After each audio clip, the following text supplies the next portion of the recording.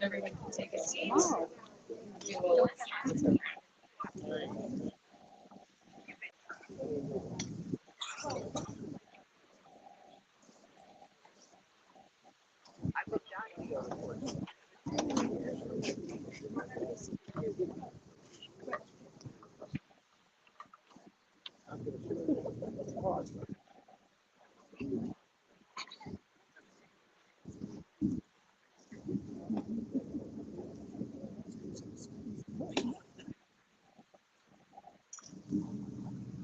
Hello, friends. Thank you so much for joining us this beautiful afternoon to celebrate the life of our beloved Harry Kelton.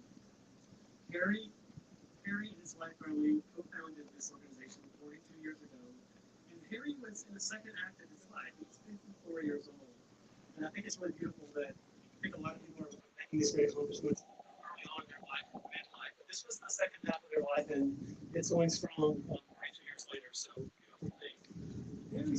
Harry and Darlene started developing this with one species, two volunteers in their household, and a tool shed for quite a long time, 12 years.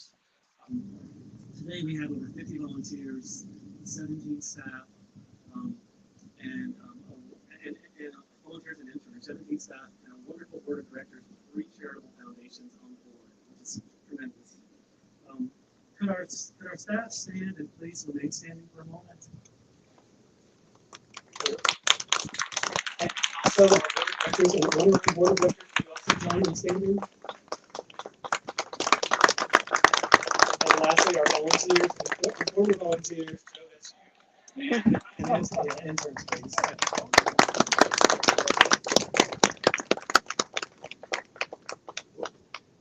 They're all here, carrying on this legacy because of that one pelican that touched their hearts and compelled them to take action 42 years ago.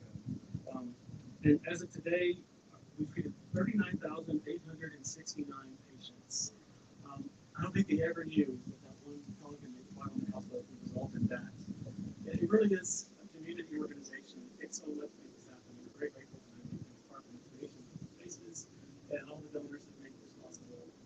Keep us up at 365 days a year, every day, except for hurricanes, since 1980. So we are racing sunset out here today, and so we're planning on concluding the program around 6 p.m. for release and something central over here. It is informal, so please help yourself to the bathrooms or to get the sparkling or still water. So please feel free to do that. We're very grateful to the sophomore Symphony Orchestra and this beautiful trio for their wonderful music. And if you don't mind silencing your phones, I keep mine always silenced. And I'd like to bring up the executive director of the International Wildlife Rehabilitation Council, who flew in from Seattle, and we're very grateful to have you here, Kai Williams.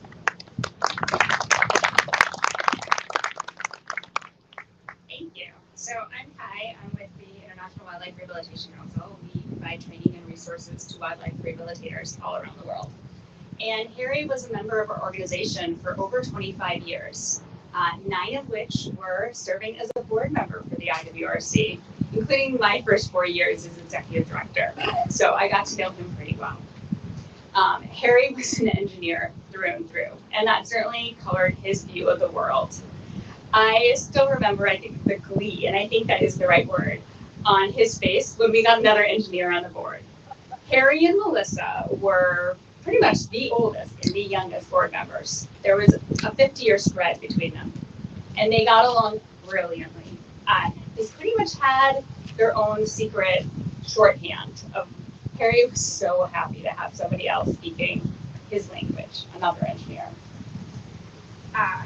Harry's engineering mind was frequently a great help on the board as we delved into the why of program. Never wanted to jump right into how are you going to do this and what's going on. It was first, you need to stop and you need to think of why. Go back to that very beginning. And it was really helpful to have that. I remember one time when I was the focus of the why. It was actually during my interview to be the executive director. And he was so, honestly, this speaks to what Chris said. He was so confused. He said, "Why do you want to leave your corporate job and work for a nonprofit?" Well, I answered, "I hate my job. I go into work every day thinking I hate my job. I'm miserable. I want to get back to doing something that matters, something that engages me." I am happy to say that my answer satisfied him. He was well known on the board for being the devil's advocate, being a bit slow to embrace change, but as anyone who's worked with the board knows, that actually can be a very valuable skill set. Having board members that question, that think critically, that don't just pass things right through. And Harry was that. It was very helpful, but it did also bring him in for a bit of friendly ribbing. Board President Lynn Miller once suggested that we have a column on the blog or in the journal titled Curmudgeon's Corner, and that Harry be the author of it. Unfortunately, Harry was not amused. But my favorite memories of Harry really come from board retreats. Not from the meetings themselves, but from all the peripherals around, from talking about the state of the world in the evening or seeing his curiosity on walks. This is where his full personality really came through.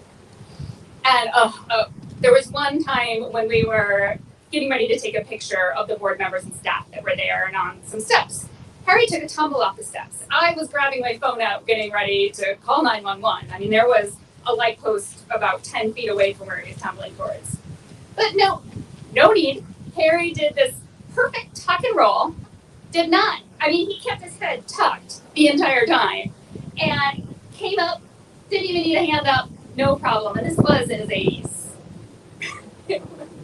So that was Harry. And of course, there were icebreakers often in the retreats, including one year there was a foot spa that was announced to the board ahead of time as being the icebreaker. Well, came time that first morning for the icebreaker. Harry rolls up his trousers, takes off his socks to show us these beautifully pedicured and painted nails. Harry had gone and gotten a pedicure from a mani-pedi spot ahead of the board meeting to be ready for this. However, the next year, he showed up with a doctor's note in case that happened again to say, "I now have to wear compression socks, and they are way too hard to take on and off more than once a day." So it was just wonderful spending time with Harry and working with him. He was an incredibly passionate and caring individual. His inquisitive mind was a boon to the IWRC board and just really improved the work we were able to do. Pelicans and all wildlife are really lucky to have had Harry in their corner. He leaves a glorious and lasting legacy.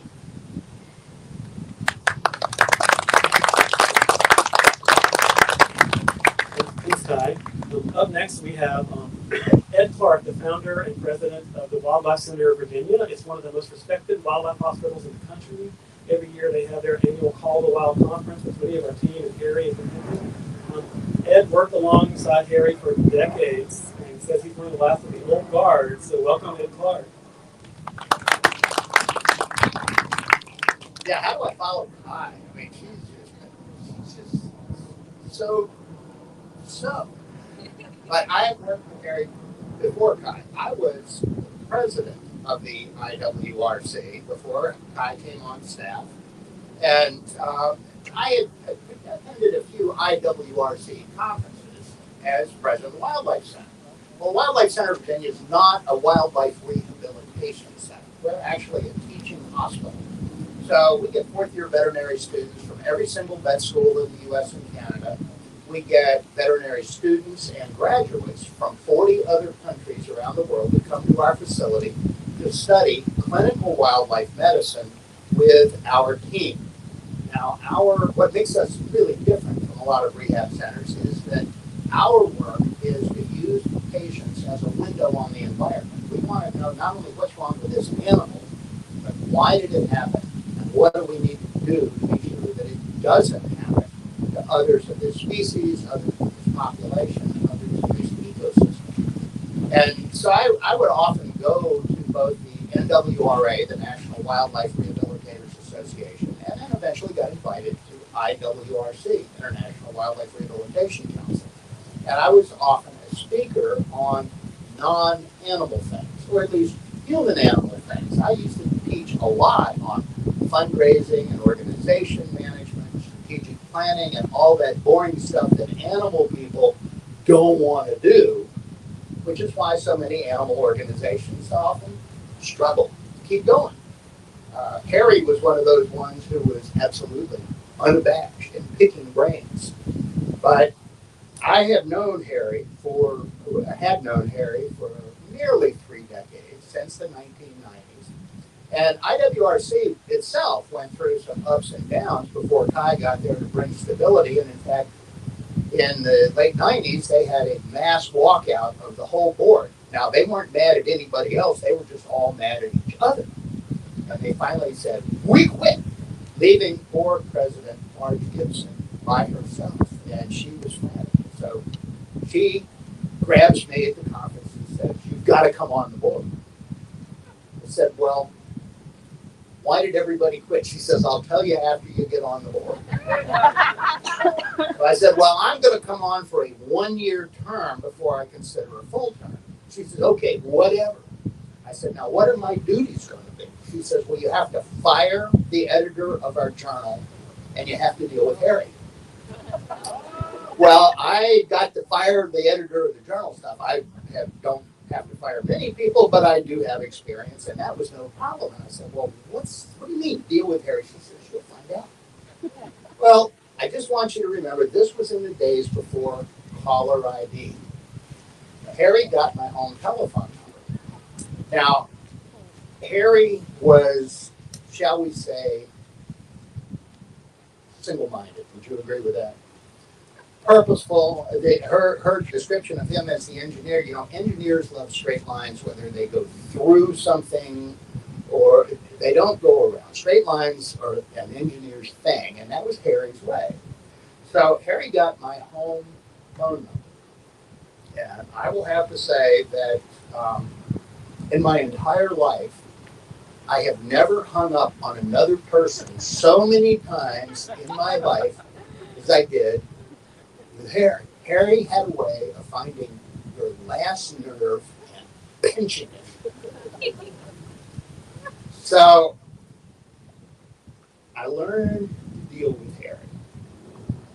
And then, more importantly, I learned to listen to Harry. Now, Harry wasn't always right. He always thought he was right. He wasn't always right. And when you finally showed him that he was not right, he wanted to know why your idea worked as well as it did, and then he took it as his own. And then the next time it came up, it was, well, here's what I said we should do last time. And, I taught him that. So that's something that worked well. But Harry started Pelican Harbor in 1980. The Wildlife Center of Virginia started in 1982. So Pelican Harbor actually predates our organization by 2 years. And as I said, we're very different. My organization has got a staff of about 30 people and 3 veterinarians, but we only treat about 3,800 animals a year. And that's because our mission is not to treat broken animals. We teach people. But one of the things that I always think back on is Harry always wanted to know, tell me about your success. Don't tell me about your animals. Tell me about your organization. Tell me about your fundraising. Tell me about your banking. Talk to me about your accounting system. And he listened. And he wanted to know, and why are you charging this to that account? It seems like it ought to be this account. And, you ought to put all your salaries together and, put it all under one line item in your budget. It's like, no, don't do that. Because nobody wants to pay salaries. They want to take care of animals. Well, guess what? You can put all the money in the world in the bank. And without salaries and volunteers and people, animals don't get fed. And they don't get cared for. I can still see Harry. I knew that. And so finally,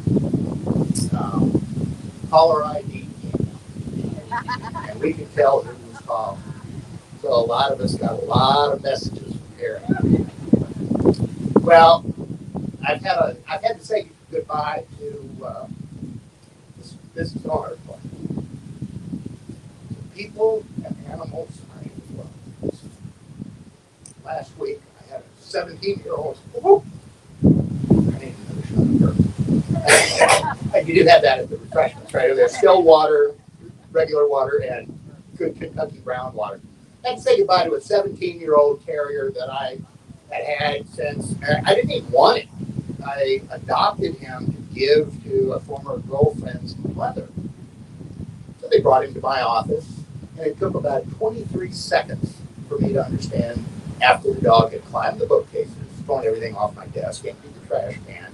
He was 10 months old, weighed about 14 pounds, that he was a little bit too much dog for this older lady. And I described that dog as stubborn, prickly, single-minded, determined, seldom cuddly, but always lovable. And last week I was telling somebody about Harry. And she says, he sounds a lot like your dog. So here I am. And the truth is that Harry could be frustrated. I'm sure Kai would never agree to that. He could be demanding. He could be single-minded. He would not take no for an answer. He would not take an answer that he felt incomplete. And God bless him for every bit of it. Because all of that stubbornness, all of that single-mindedness, all of that annoying persistence as he was chewing on your ankle, you'd tell Harry, we can't do it. It's impossible. And he'd look at you and say, hogwash, when are you going to get it done?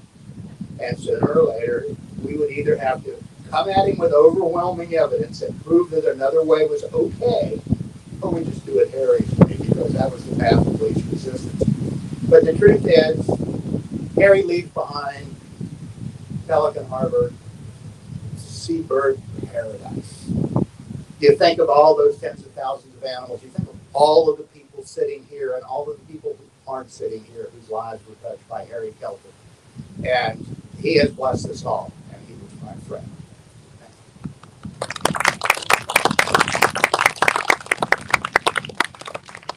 Thank you, Ed.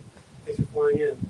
Up next, we have one of our greatest champions for Pelican Harbor Seabird Station for over 30 years, who helped us build the building. It was at the original ribbon cutting with Harry and Darlene. Former board member, honorary lifetime board member, and clerk of the District Court, Harvey Ruman.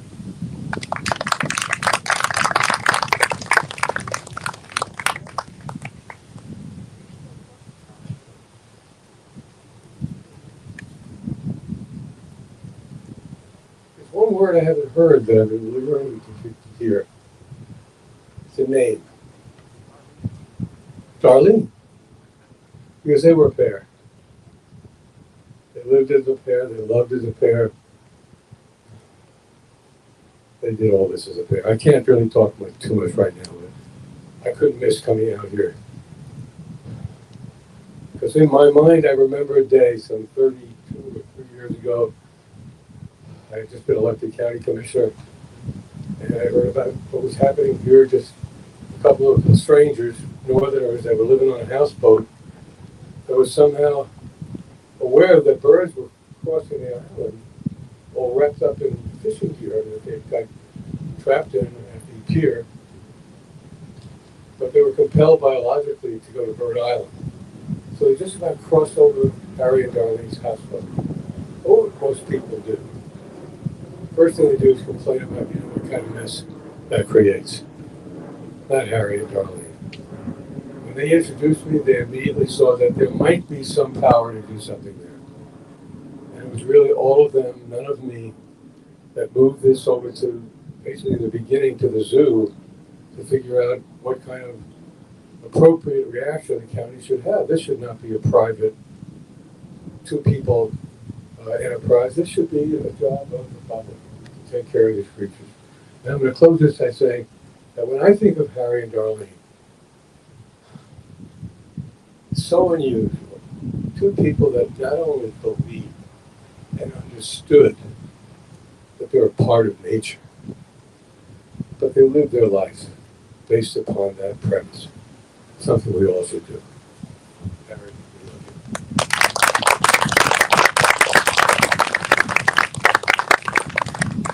you. So So I alluded to the fact that, well, that Harvey helped the county build this building for us in 1992, and this was under the Miami-Dade County Parks, Recreation, and Open Spaces, and because of that, we've been afforded free rent, free utilities, a wonderful, beautiful park to release pelicans and treat pelicans for the last 32 years. And so I want to thank Miami-Dade County Parks Director Maria Nardi and welcome her to the stage.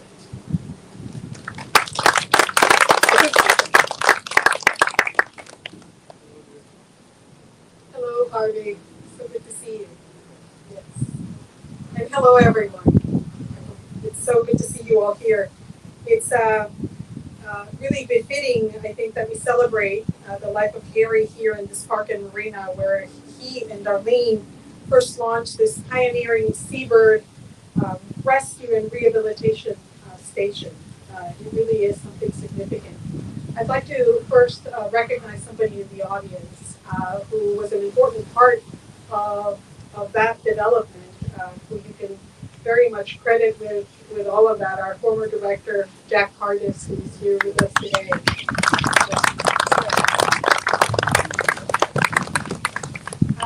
Hearing all of you speak about Harry is really heartwarming for many reasons. One, because we're celebrating his life, and the other thing, because we're recognizing an extraordinary contribution. And the third reason is because I see in the audience my team, and I think about all the rest of department employees in the department that have been influenced, have been touched in some way or another, mentored, and established this extraordinary ethic of help us sustain and inspire an ethic of preservation and wildlife conservation. On behalf of Miami County Mayor Daniela Levine Cava, who regrets not being able to be with us today, and Miami-Dade County Parks Department, I really want to extend our deepest condolences and once again celebrate this incredible life of Harry and the work of Darlene as well, two extraordinary community icons. As we all know, he was an incredible, passionate advocate with made significant impact to wildlife conservation and globally as well, which is just extraordinary. As I mentioned, I think we can all truly believe and trust that his work will continue to impact generations to come. I have with me something, a proclamation that I would like to share with the family. So if the family could please join me, and if Jack, if you could please join me on stage as well for this. On behalf of Miami-Dade County, yes, if the family could please join me on stage. On behalf of Miami-Dade County Mayor Daniela Levine Cava and the Board of County Commissioners, I would like to present the following proclamation. And I would also ask actually our Parks team, where are you? Tommy, get up here. Tommy, both Tommies, Sherry, come on up, guys. Miami-Dade County notes with profound sorrow the passing of Harry Kelton, one of this community's most beloved residents. Harry Kelton was a passionate wildlife advocate and founder of Pelican Harbor Seabird Station and an upstanding member of our community who made significant contributions that tremendously impacted our society. Harry Kelton was known for developing a special medical procedure called the cottonfish for pelicans, which he taught to veterinarians and wildlife rehabbers. This community mourns the passing and celebrates the life and will forever treasure the memory of Harry Kelton, who will be sorely missed by his family and all of those he befriended. Now, therefore, be it resolved that I, Daniela Levine Cava, Mayor of Dade County, Chairman Jose Pepe Diaz, and members of the Board of County Commission do hereby declare that Harry Kelton's lasting contribution will forever hold a special place in the lives of those whose path he crossed. So with that, let me present to you.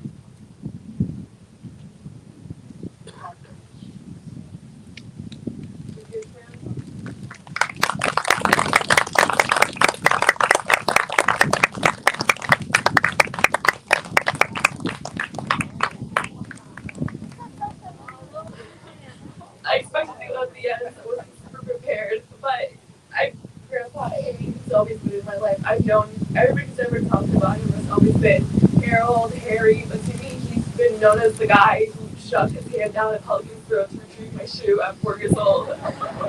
So that never, never phased me. Always being chased by pelicans for most of my childhood. Anything you can think of, surrounded by any kind of animals. That was my life with him. As I grew older, he's always been there. He taught me how to drive, was my accomplice in my little car accidents. He he was just always there for me. He was my only grandparent who got to see me graduate from both high school and college. So it was a great honor just for him to see that. And I was able to visit him right before he passed away 2 months ago. And it was, just the same as he's always been stubborn, always cracking jokes about every little thing, trying to tell me about everything going on in his life and just all his amazing stories that he always told me.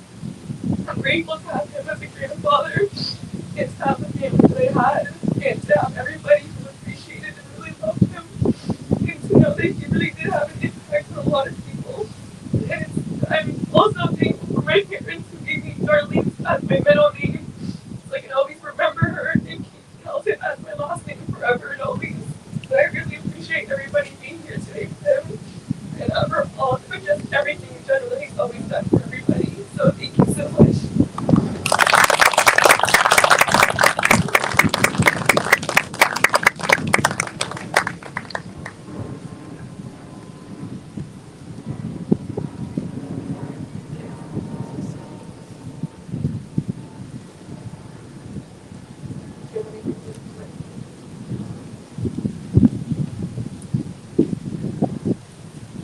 So that was beautiful. It's really beautiful. Tommy Sala, Marine Manager for Pelican Harbor Marina, one of Harry's favorite people. Tommy, come on and share some love. Thank you. My name's Tommy Soleil. I'm the Marina Manager at Pelican Harbor Marina. I'm in County Parks. So I'll tell you my favorite Harry story real quick. I started here in 2008. I was a Marine attendant. And my very first day, on the very first morning, I was doing a dog check and walking around in the seabird station, changing garbage here. Just kind of soaking it in, taking it in, being in this new atmosphere, this new job, and watching this pelican come from behind the seabird station, walk into the parking lot. Just kind of marveling at it, how incredible pelicans are. And pretty soon, a car pulls up, a gentleman gets out, he greets the bird greets him, and then together they walk towards the back of the seabird station. Yeah. The whole time I was just watching it, and I just marveled at it. In my head, I thought this is going to be quite a place, and God has it been since I've been here. And little did I know that was the famous Greta, some of you know. I had the privilege of seeing him the last time he visited the harbor. It might have been one of the last people, actually. And we had a brief conversation that meant really a lot to me. I think I'll keep to myself. He really was an incredible person. I learned a lot from him. Just an incredible human being. And it meant a lot that we had that relationship.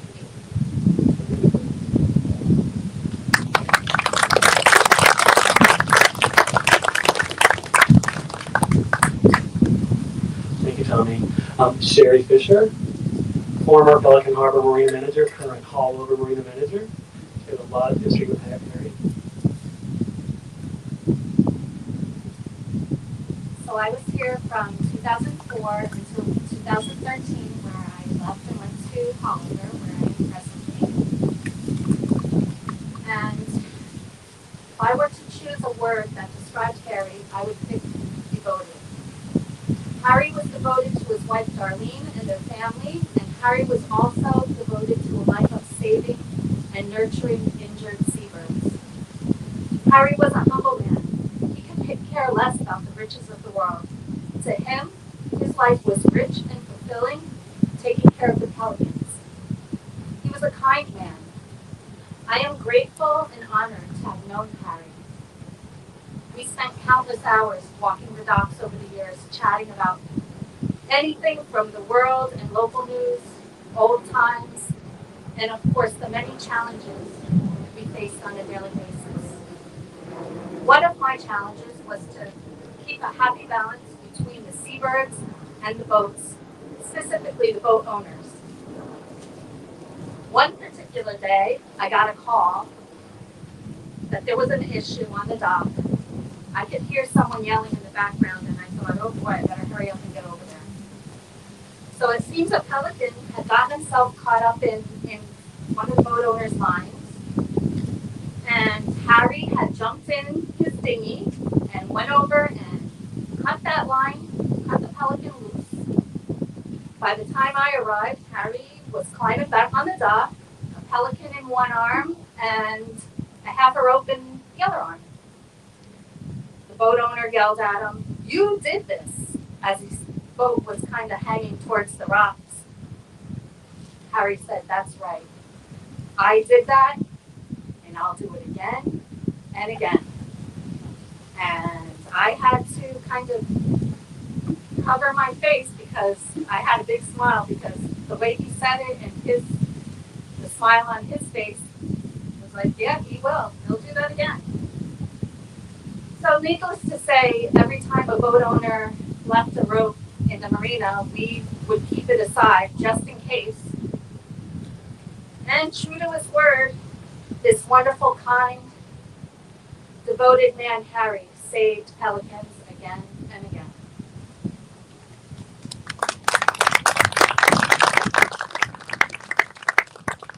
Beautiful, beautiful Sherry. Marilyn McGill. Marilyn has served on the board since just before I started, so I think 2012 or 2013. She volunteered every Sunday for forever, and we affectionately called her one of Thelma and Louise. She's Louise. But Marilyn's amazing and very dedicated and serves on the steering committee and the board, and we love you and Marilyn McGill.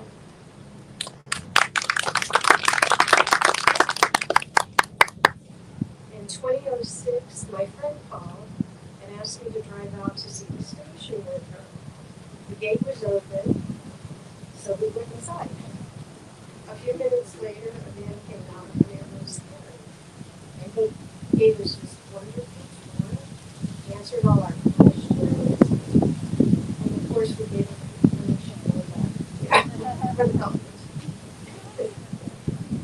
4 years later, I started volunteering at Kelton Harbor. During that time, I had the opportunity to work several events at the Fairchild Ferry. He engaged all who passed by our table, and Harry always got donations from them. He knew how to work. In 2014, Harry invited me to join the board, and I will always be grateful to him for that opportunity. Whenever I see about him, I think of Harry and smile.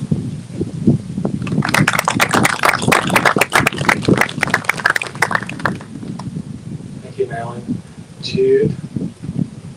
Jude is one of our favorite volunteers. She's being honored on Friday at the Association of Fundraising Professionals Luncheon. And she had the pleasure of working and volunteering with Harry and Darlene back in the 90s. And she came back in the 2000s, 2010s. So Jude. Hi, everybody. I just going to say a couple of words. I started volunteering at Pelican Harbor in 1997. And I think I got rescued along with the birds by Harry and Darlene. Coming here, volunteering here, really changed my life. So I wanted just to honor Harry and Darlene and to say how grateful I am. So thank you, Harry, for being such a fierce protector of the birds. And thank you for your vision in creating this amazing place. And thank you, Harry and Darlene, for your friendship and for giving a lot of us who love animals a chance to do something to help.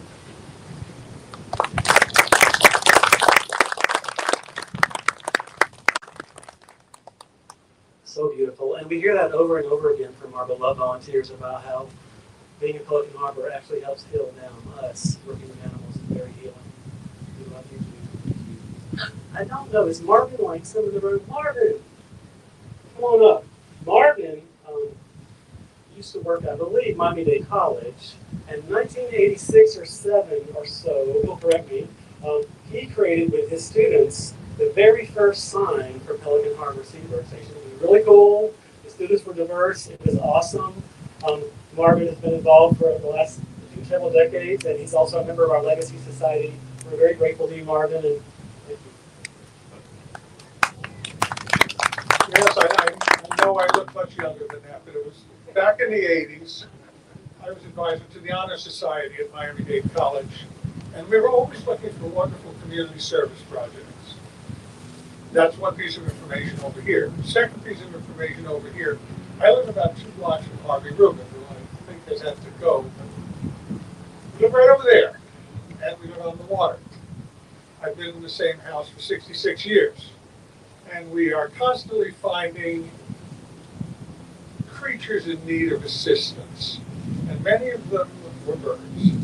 And for the longest time, we had nothing to do with them. We managed to take them somewhere, to have them help somehow. And then someone mentioned to me that we now had a seabird station, and we could take our damaged friends over here and they'd be looked after as well as possible. And that was certainly the case. So I started bringing our foundling birds over here, got to know Harry and Darlene. And so I suggested that my students might want to come over here and volunteer and help out. And so they did. And that was when there was a tool shed with 10 centerpiece letters from Neisner's, which used to be over there. None of you remember that. On the tool shed, it was pretty much right there.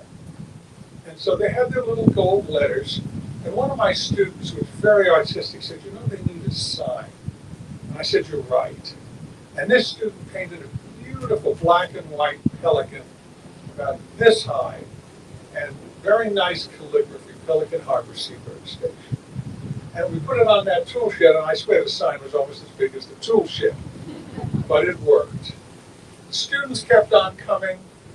I met my lovely and talented wife. She started volunteering at the Seabird Station. Her volunteering involved not working with the birds, which all the volunteers wanted to do, but her volunteering involved helping Darlene clean up the place, straighten up the office, do the clerical work. No one wanted to do that. Everybody wanted to pet pelicans. And I remember lots of their birds. I remember Oliver, who they claimed was a rescue bird, but I don't believe it. I think Oliver was a pet. They had a cormorant named Corky, who liked nothing better than to sit on your arm or shoulder. They claimed he was an educational bird. He was a pet. And they had some pelicans, too, I hear. There were also educational birds, but I didn't believe it, neither did the pelicans. It was a wonderful place. And it remains one today, largely because of Harry and, of course, Darlene. I have only one other thing to say, and that is this. If you like the work of the Pelican Harbor Seabird Station, if you honor the memory of Harry and Darlene and all of the birds that they took care of, the best thing you can do to do so is to remember the Pelican Harbor Seabird Station in your final planning, as my wife and I have done. It doesn't matter how old you are. You might be 25, you might be 140 like I am. It doesn't matter. Remember the Pelican Harbor Seabird Station. That is the best way to make sure Harry and Darlene's wonderful work continues long after all of us here today are gone.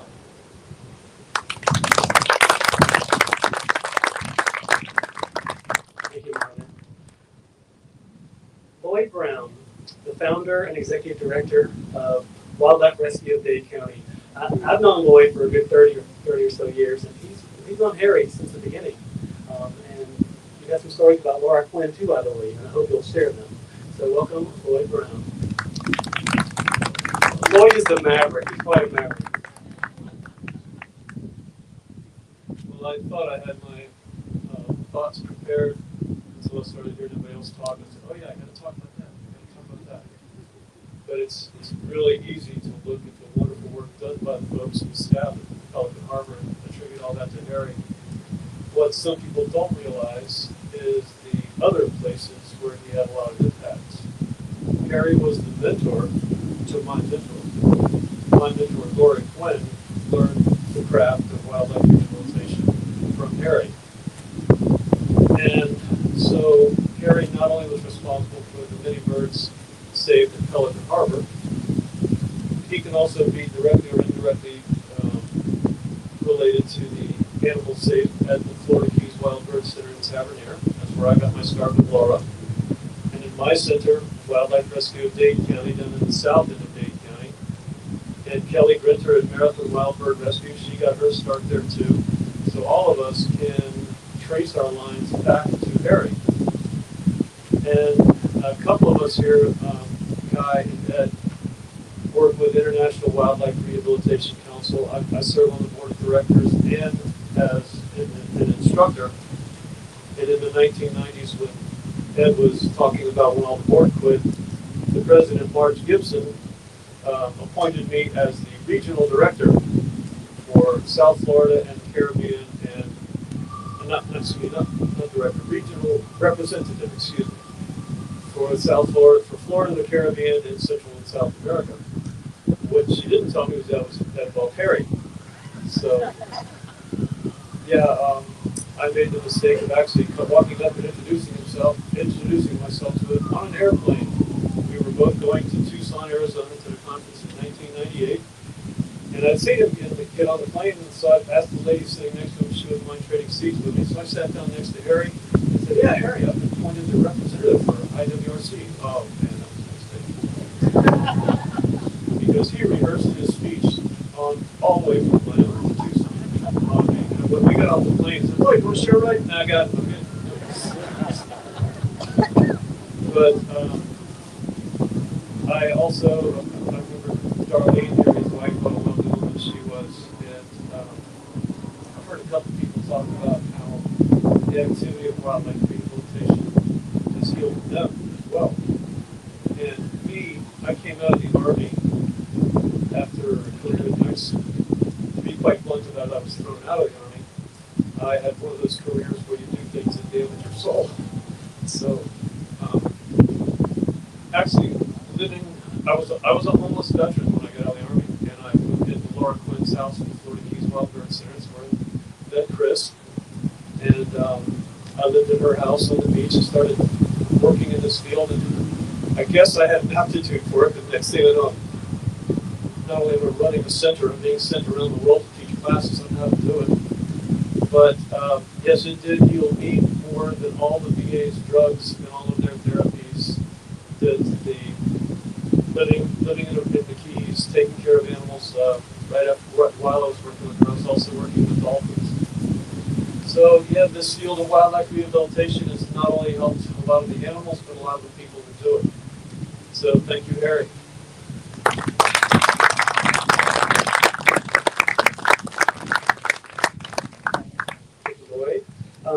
Bruce Boiler. Bruce is, I'll with that big Bruce, this is Harry's nephew. Thanks for driving over from Fort Myers, the West Coast area.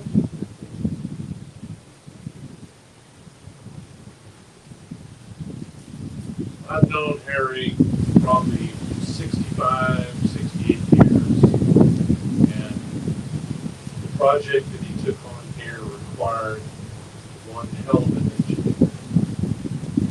A little bit of history on Harry. He went to work for Dairy Queen in the early 60s and helped develop the self-serve ice cream cone machine. He left there and went to work in Georgia, and he had two jobs at that time, driving for two different engineering projects he was working on.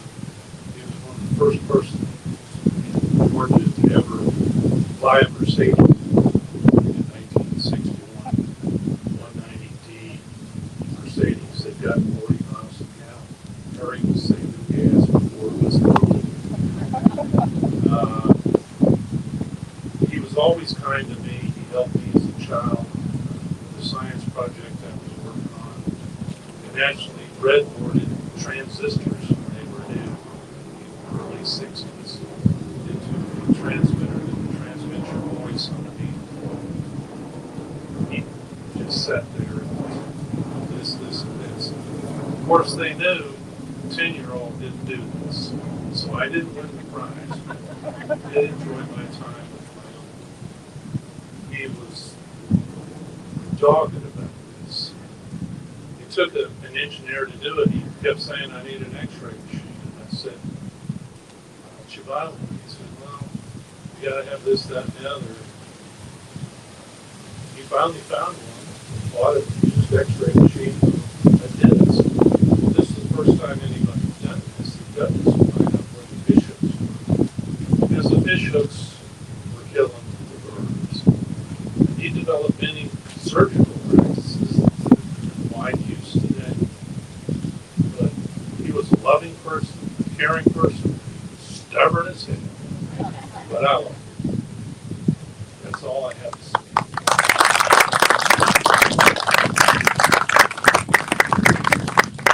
Thank you, Bruce. Yaritza Acosta. Yaritza is our wildlife rehabilitation manager. She's been with us for over 10 years, and she got to work closely with Harry for longer than anyone. Yaritza. Hello. Yes, when I started, Harry was still active in the clinic with certain things. And I remember my first weeks here going on a rescue for a great blue heron. And even though I have 4 years of rehab experience, I've never worked with seabirds or water birds. And Harry went with me to show me how it's done. And I remember the bird was in someone's yard, it was fenced, they weren't home, but they said we could get in there and get the bird. And I just watched this old man climb this fence, chase this great blue heron around and net it and put it in a cage. And I was just like, wow, this guy's pretty cool. I think I'm gonna stay here a little while. And in the clinic, he showed us how to suture up pouch tears in pelicans. He showed us the cotton trick. He would climb on ladders to get injured pelicans on top of the pens, and it was always just like so scary because he's in his 80s and 90s, and he'd just be like, "Give me more fish! I need to get this pelican." And we're just like, "Okay, whatever Harry needs."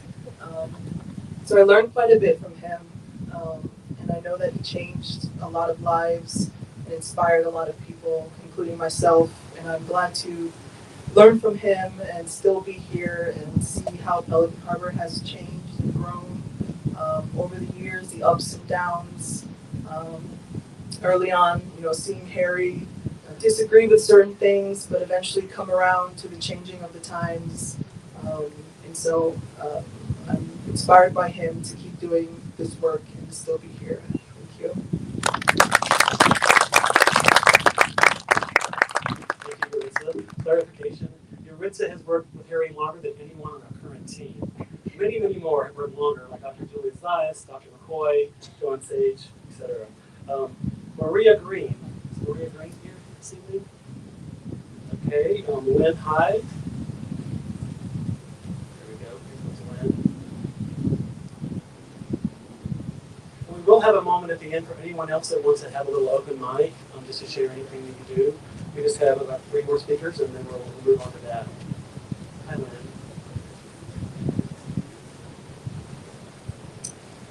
So, I am nobody. I never met Harry. I saw him once at the Miami Shores gathering, but I've not met this man, but the Pelican Harbor place being here in my backyard, I live right back here. And every night, my husband and I have our wine outside, and all these beautiful pelicans fly across every night. And I've always loved animals, and I recently lost my father. And when someone you love dies, you get really close to what's important in life. And I'm turning this bend right now, and I want my life to be more and more for the animals. And when Chris wrote this letter, Who Wants to Speak, I felt inspired.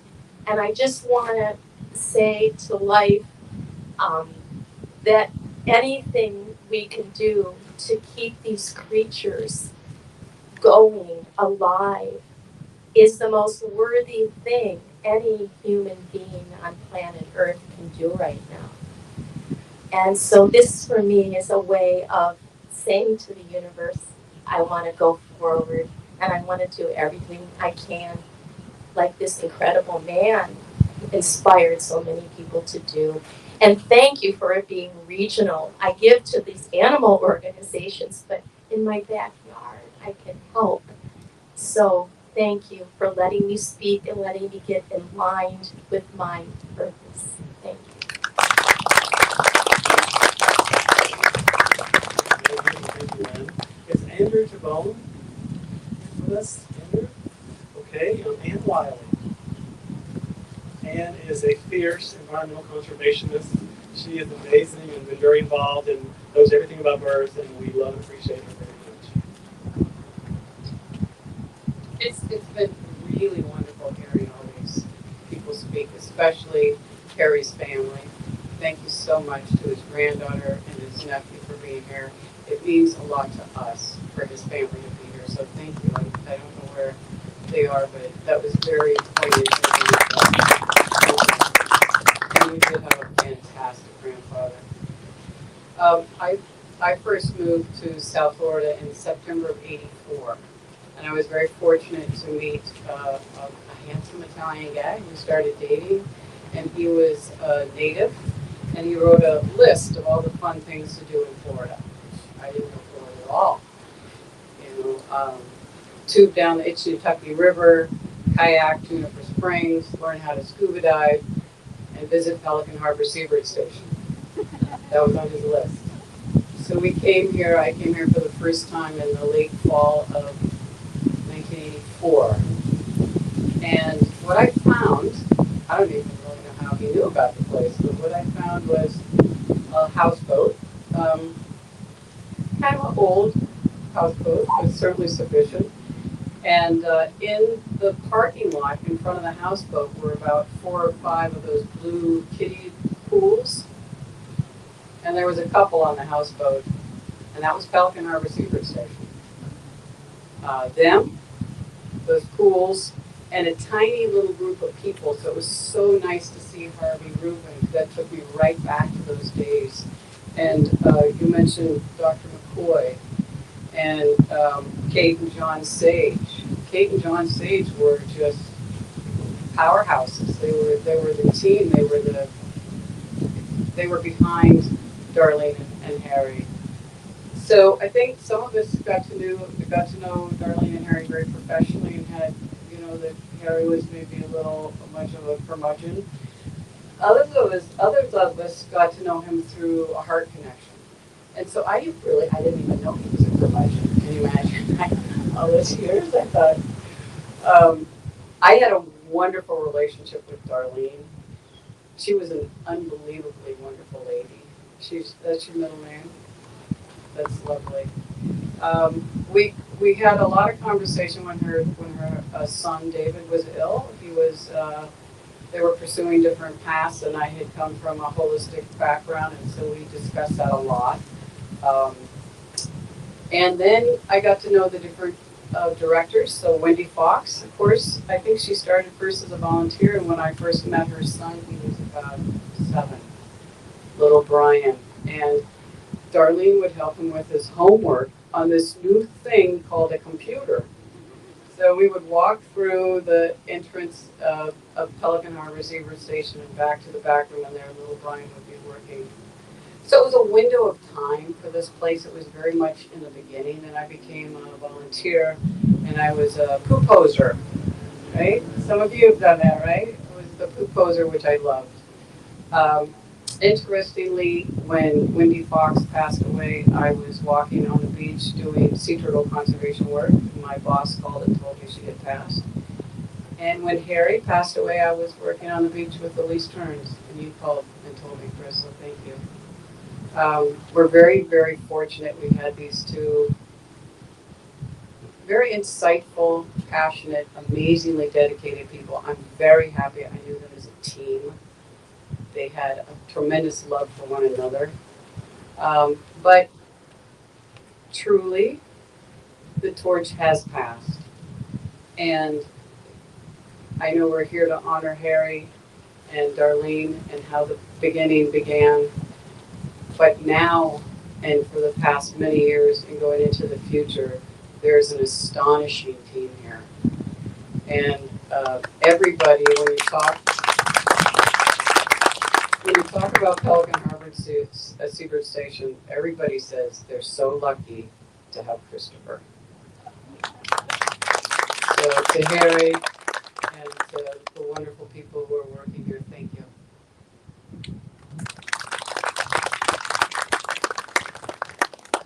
Thank you so much. We do have an amazing team of staff and board and volunteers, and we're so grateful. So we do have a little time for open mic.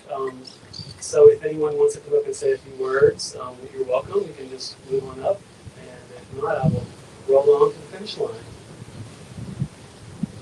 Here comes Jack Hardis, former Parks Director. You can catch him, I think you can still catch him at the Love In Festival at Reynolds Park West. I think he has a nice band. Hi, everybody. I think what was just said, the evolution, being able to watch the fruits of the labor that Harry and Darlene put into this operation is just amazing. I was the park manager at Haulover and Pelican Harbor was part of my responsibility in 1983. And in '83, I came down here and I saw exactly what was just described. There was a couple of little blue kiddie pools, a bunch of chain link fence that had no rhyme or reason to it, that was sort of trying to be arranged into some kind of pens of some sort, and a beat up green hose that was run for water from God knows where.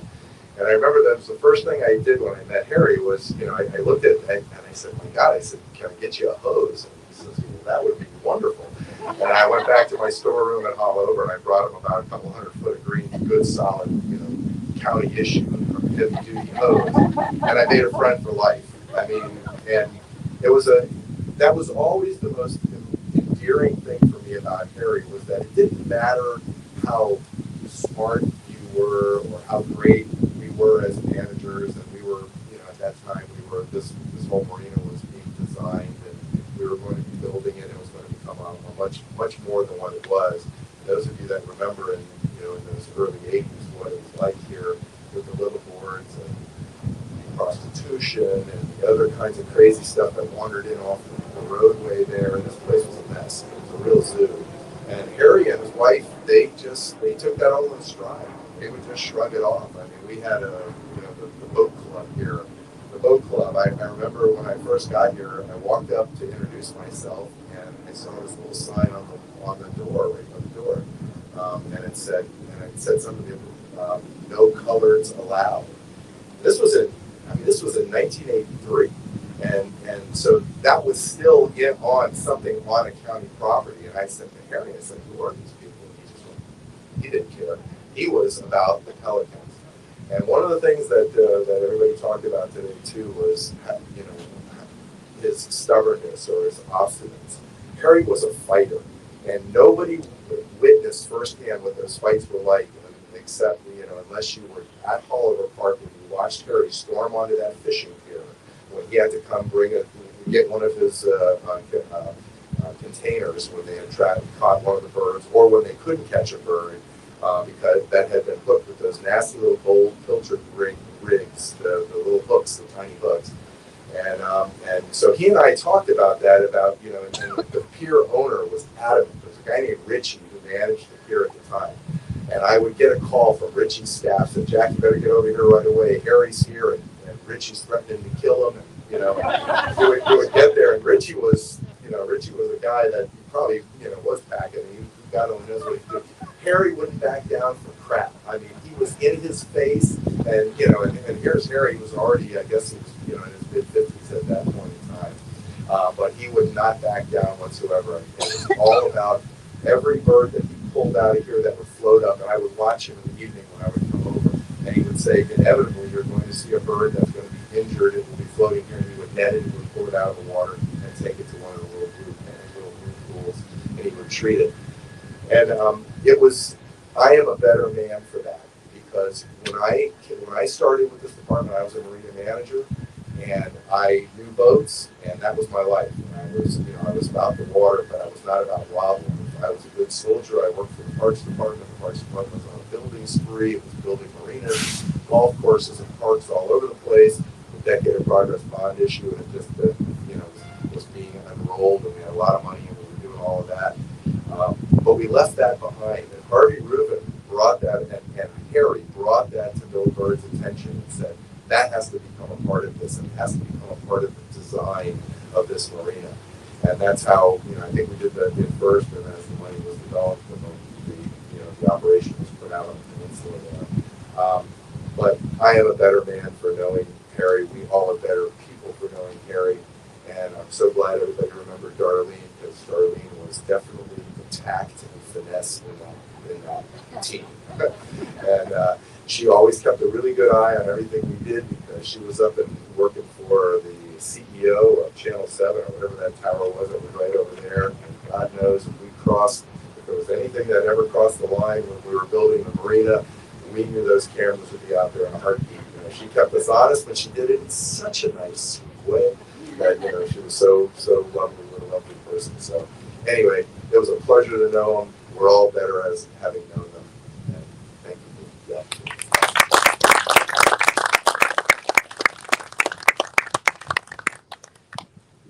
Oh, here we go. Thank you, Jack. And just double checking, we have the bulletin for release as well, relatively close by. Okay, thanks. Thank you. I live in Miami Beach my name is Geraldine, sorry.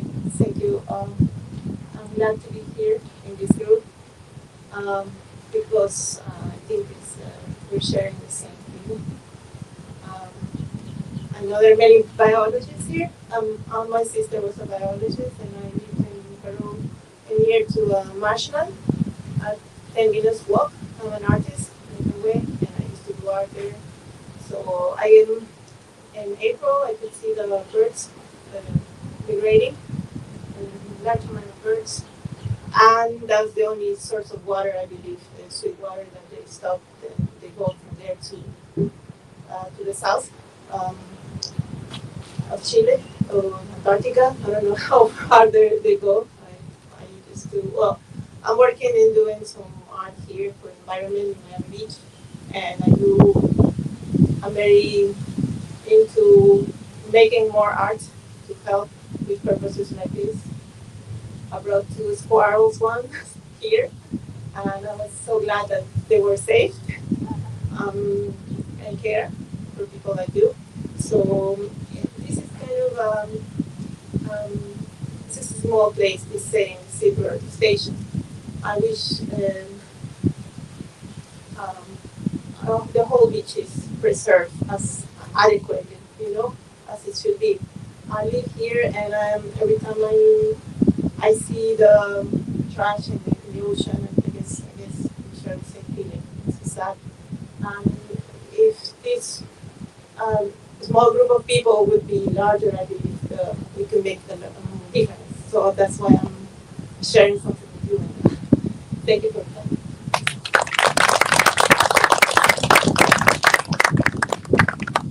Thank you so much. Anyone else want to share a few words? Okay. I just had a few closing remarks before we move on. So Harry, like Maritza said, Harry was very involved. He was sharp as a tack, very clever, very physically, very strong.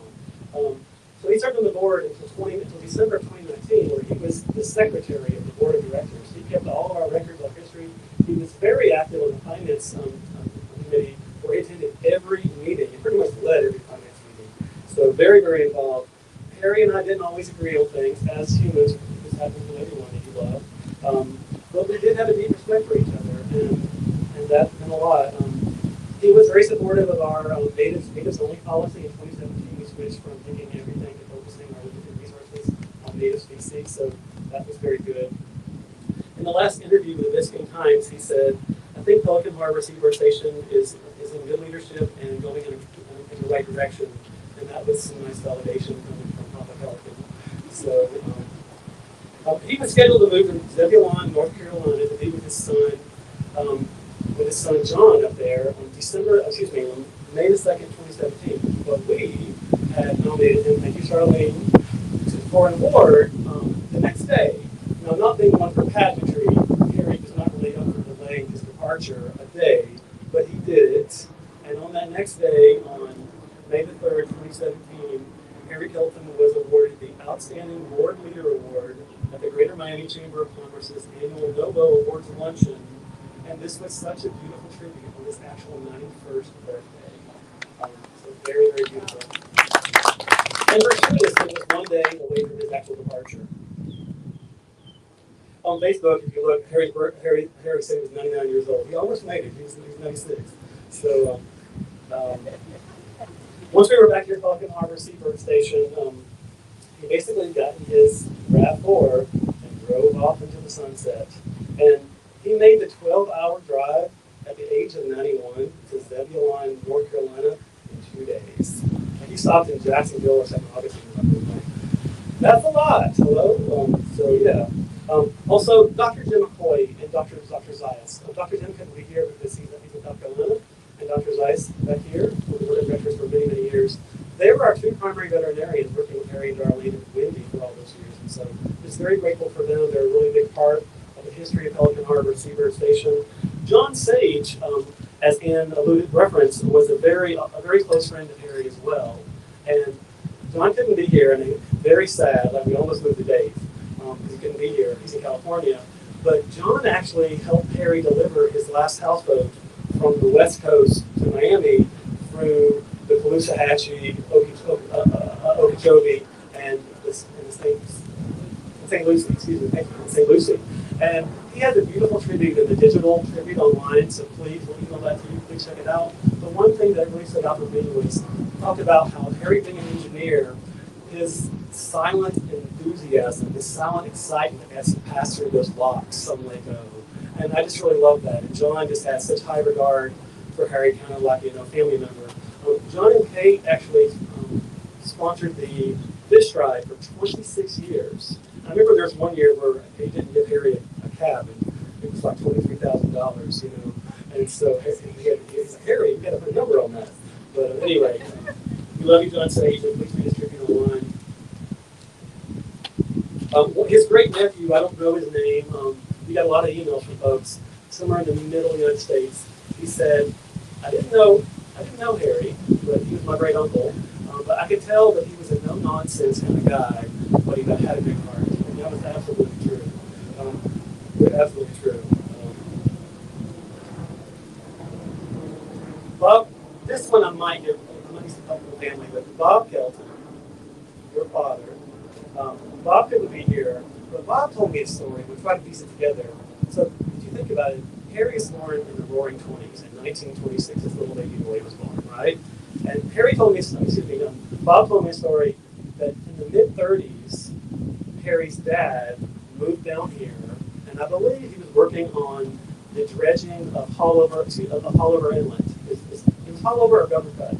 But basically, his dad was working on that. So Harry's like a young man. He's like 12 or whatever. But Harry was now canoeing, paddling the Miami River, catching snakes, and he was selling them to the indigenous folks at the time. And they would make them and fashion them into wallets and stuff. But he also had a black racer under his culvert where they lived that he would catch and scare the girls with. But I love snakes, and Harry loves snakes. Harry loved nature. And Harry, a lot of people know that Harry moved here in the 70s when he was kind of towards the end of his life. But he actually lived here in the 1930s when the Miami River had the Class 3 rapid, it had the crystal clear springs, and Biscayne Bay was much different than it is now, our beautiful bay, even more beautiful. But yeah, very, very cool stuff. Also, Harry, when we started treating mammals, we were looking at treating mammals, because we didn't always treat mammals. Harry said, oh no, he said, be careful. He said, you don't want them calling us Possum Harbor. And he's like, if you're Possum Harbor, the county think we should be better out west than right here. We get too many possums. We do treat a lot of possums, and they are amazing. They're lovely. One memory I have of Harry is one day we're taking the founder of a foundation out on the boat to Bird Key, and tide was super low. And if you've seen the ladders at the ramp up here, they're very steep, basically vertical. And so this 90-year-old man, it was literally 8 feet down, super low tide. He basically went down this ladder, and with great agility, and got in the boat no problem. As the director for several years, and a boater, I just crank her up, and I'm here at the helm.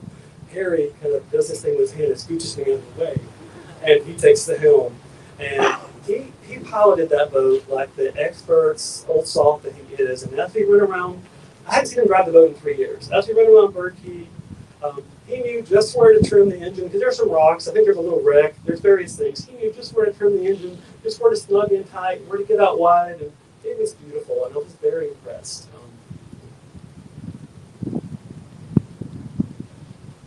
Like many of you, I have some memories of Harry that I'll keep to myself. But after the program, if any of you are curious about who Harry voted for at the 2016 election, see me after the program. You might be surprised. And then Burger King. So Harry used to pop in. Basically, we would meet pretty frequently at Burger King. Miami Shores, booth number 2. He left the booths for his junior cheeseburger fix.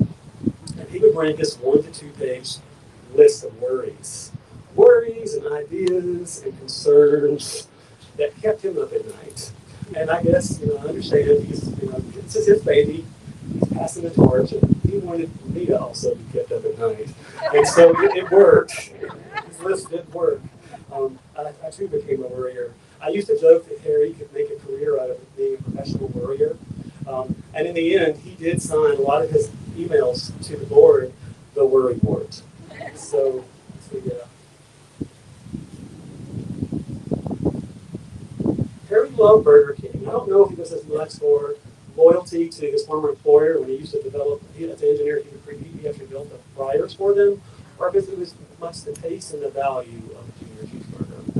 But tonight in our reception, we want to invite all of you to indulge in a BK junior cheeseburger in honor of Harry.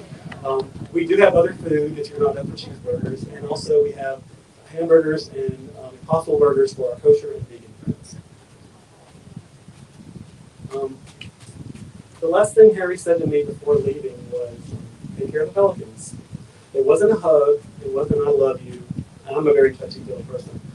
And that was it. And we're doing that every day. Our team we're doing that every day and trying our best to uphold their legacy, and we're so grateful. Our favorite Pelican is Don't Humphrey with Darlene. Darlene passed on December 23rd, 2003, so about 19 years ago. So he's up there with her now, and we are closing now. I do want to say 2 last things.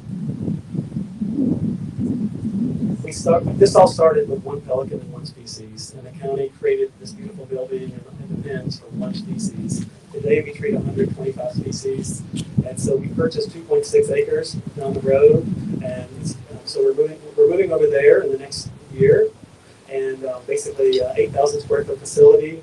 It'll have an education center, a manatee viewing location, manatees birth and give calves calf and birth there, mate. And also it's the Kessa Indian Archaeological Preserve with artifacts from 750 to 950 AD. It'll be a nature park open every day, 9 to 5. We also have 330 feet of living shoreline with pond apple groves and 9 feet of elevation over the river. So very excited about that. We will miss this beautiful land, this water, this park. We will always be partners and friends with Miami County Parks. We will do many of our pelican releases here. And I think by being there, by promoting the releases here, we'll even get more people to celebrate those releases. And then Commissioner Salahuman couldn't be here tonight. She's about to term out of office. Like Harvey, she's been one of our greatest champions for decades, many decade years. And for 2 decades, we had a pelican party with the Darling Kelton Heart and Soul Award. And so tonight, we're going to present Commissioner Heyman with the Harry and Darlene Kelton Brown Harry and Darlene Kelton Pelican Champion Award. And so we will give that to her at her retirement party, but that'll be an award that we do every year going forward to honor both of them. Lastly, Harry and Darlene were all about pelicans. The first 20 years was pretty much pelicans only. And so we wanted to create an opportunity for people to give that would really be directly, specifically to pelicans, because we support 125 species now. And so we did create the Harry and Darlene Kelton Brown Pelican Fund. So if anyone wants to make a contribution, it'll go specifically as earmarked the unrestricted funds to the pelicans, and we're going to have that forever as an option on our website. And we're very grateful to Papa Pelican, our favorite pelican, for all that he did for us. And thank you so much for being here. I want to, you finished early. It's nice. You get to visit with you together over there. I just want to bring up Chloe Chills, our assistant director, to read the poem before the Pelican release. And Chloe, before you do the poem, where is the Pelican? It's right up here. Okay. And well, we'll work on where we're going to go. Probably right up here. And we will probably ask you if you want to get out of your seats and kind of form a semicircle around it, have a better viewing. Just don't be in front of the Pelican. In front of the area. All right, Chloe.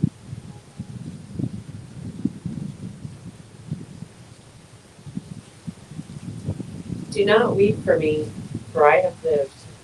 I have joined my hand with my fellows' hands to leave the planet better than I found it. Do not weep for me, for I have loved and been loved by my family, by those I loved who loved me back, for I never knew a stranger, only friends. Do not weep for me when you feel the ocean spray upon your face. I am there. When your heart beats faster at the pelican's flying grace, I am there. When you reach out to touch another's heart, as now I am one with the universe, I am there. Do not weep for me, I am not gone.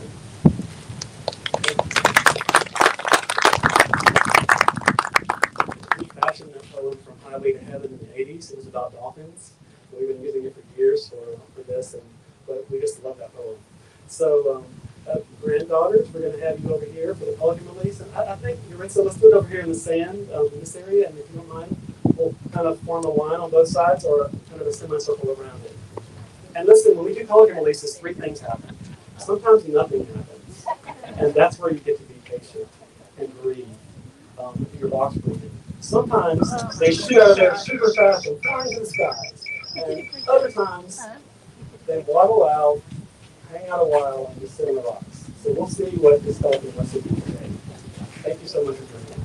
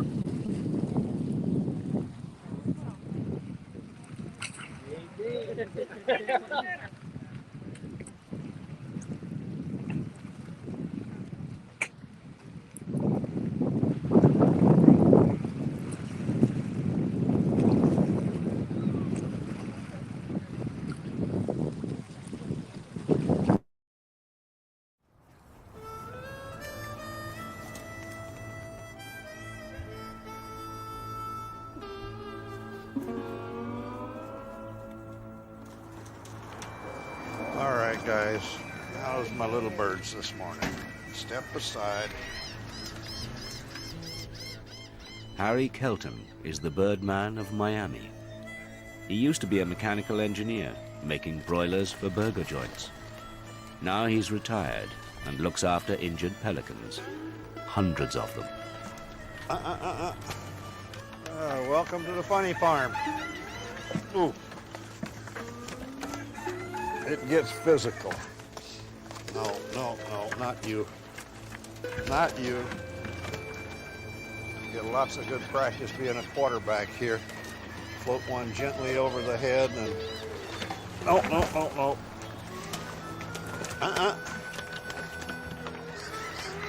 Let's go back there. Oh, you fellows are nice.